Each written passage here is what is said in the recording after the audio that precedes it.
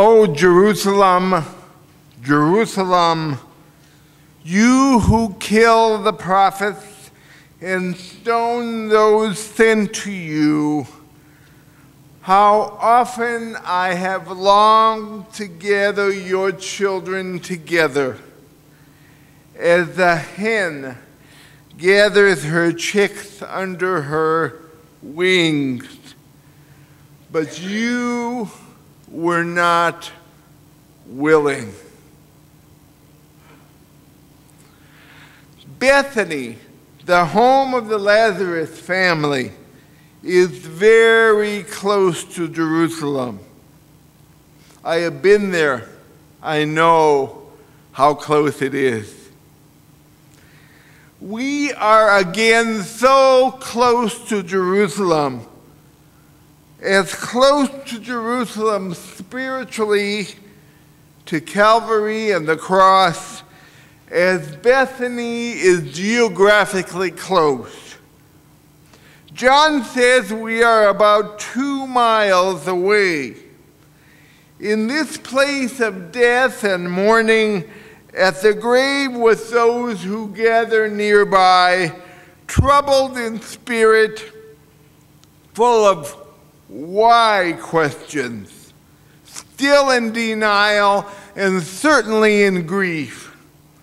And we in this congregation, sitting here in church time, are a very close space away from the empty tomb. So here we are, all of us together, as chicks gathered under the hen's wings, in the middle of in-between times, in the middle of other in-between times, between settled called pastors, between the closing of one huge era of history and before the dawning of the next chapter in the life of this congregation. And many of us face our own in-between times, in a stage of not knowing about health, in uncertainty about some relationships, between one kind of paid employment and wondering where the next one will come, between an automobile accident and feeling totally able and strong again to be able to drive ourselves independently again, between one part of school and another, you name it, we can all pick out plenty of places which speak to us of being in between, moving out of one place, one chapter, but not quite into another.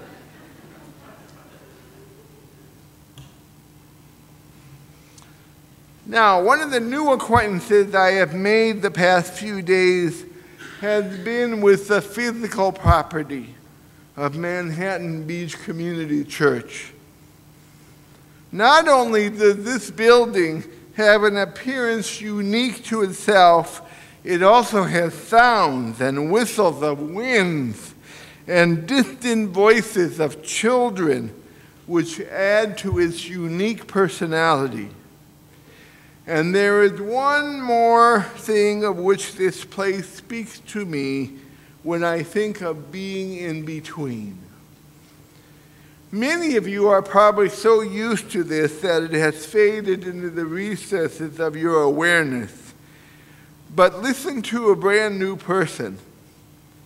In my startup time, I have been so taken by this property being ritually used as a walking path, a way in between, a route between one destination and another.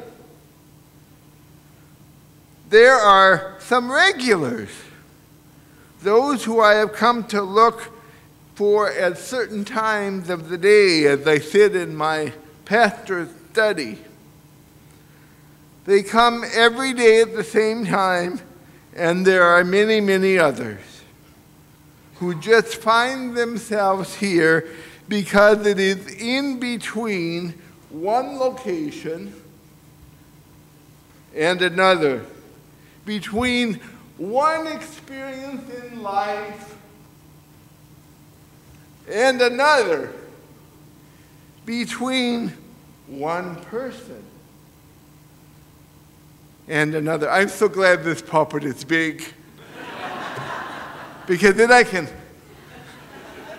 dance around up here.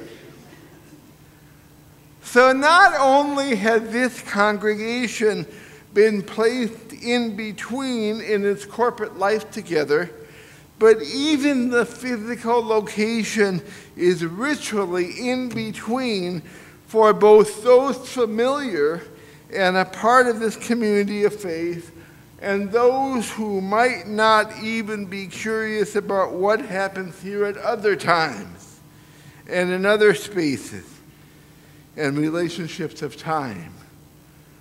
So in a sense, sacred space becomes sacramental. The raising of Lazarus kind of throws off our sense of proper timing. We think linearly from one point to another, from birth to life to death. But the story of Lazarus, typical of the storytelling of the sacred story, forces us to know this line in a scenic way. From death to life to birth. Did you hear me? From death to life to birth. It's a scenic route. From death to life to birth, to new beginnings. Now that is a bit odd. But then for most of us, living through most of the in-between times can be a bit odd.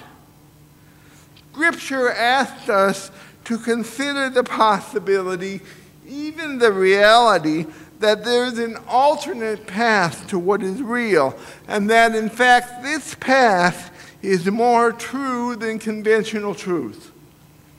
In this case, Lazarus already has had a certain life and even the history of a friendship with Jesus. His death is described by the gospel writer, and it sure sounds and smells real, even to the point of having been dead for 3 days. You remember that old song? John Brown's body lies a-smoldering in the grave. Remember that one? Can you smell it?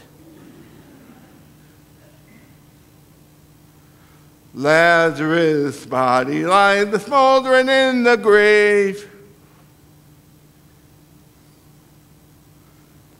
This sure seems real to me.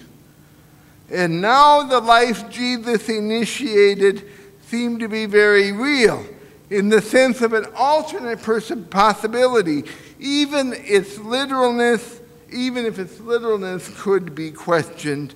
The reality of this truth could be authentic. This morning, this close to Jerusalem, we come to a moment which hangs between life and death. It is a moment that is suspended in time, stretched out by Jesus in its own way. Some people were troubled that Jesus had not shown up in time to save his friend's life. It is a moment of tears and of hope and of faith